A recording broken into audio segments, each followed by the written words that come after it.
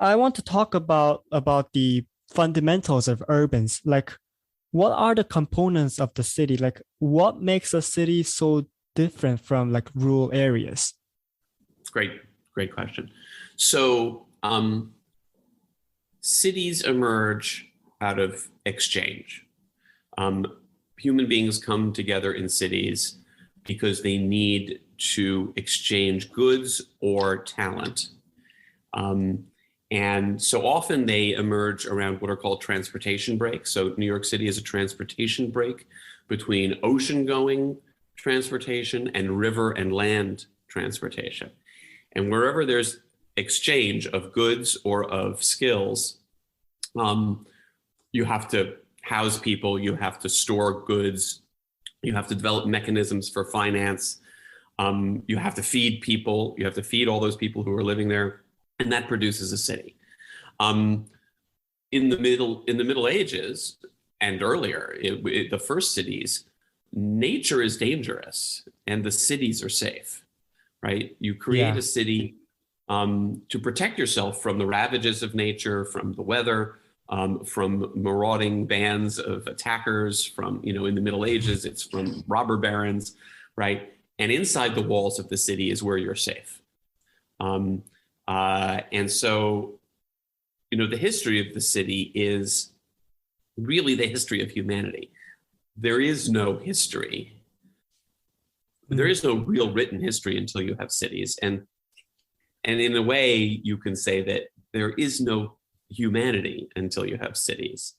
If in saying humanity, you don't just mean a species, but a culture of interaction and exchange and of civilization.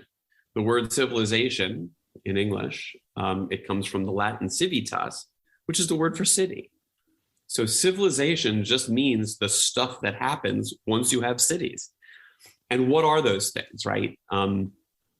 You have this economic exchange. So you're by this river, right? Because you're moving goods along the river. One group of people comes down, meets another group of people. There's exchange. They create a settlement. They create a marketplace. Then they have to defend that. Then they have to store things. So they create warehouses. Those workers have to live somewhere. They create residences that needs to be defended. They create a wall and an army and a police force. Also, the word police comes from the word polis, which is the Greek word for city. So once you do that, you can specialize, right? You can have people who live in the city who go out of the city and grow food. You have people in the city who turn that food into turn that like wheat into bread. You have people who make clothes for the people who are going out into the fields. You have people who store all the goods which are being grown outside the city. You create specialization, and that creates leisure. Because people are doing things more efficiently, people have some free time, and you create surplus. You create extra stuff that you can sell and exchange and make money off of. And so once you have leisure, you have art, and you have religion, and you have music, and you have performance, all the things which really make us human, right? So Yeah. I would argue, I grew up in a slightly suburban neighborhood. I've lived in suburbs. I would argue, though, that it is, and suburbs really are part of cities anyway. But I've lived in the countryside as well. And I would argue that most of the things which make us human require cities. Yeah, that was a deep answer. So Sorry, I went on. yeah, it was a cities, like what I heard, like what I read from the book was that the difference between city and the rural area is that in cities, you will see more strangers.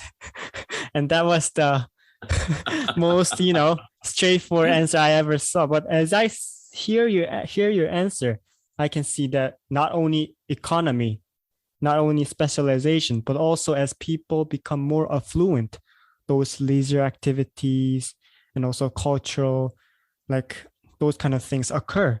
And I think it's very, it's hard to pinpoint what's the city. And because the history of the humanity is all related to city.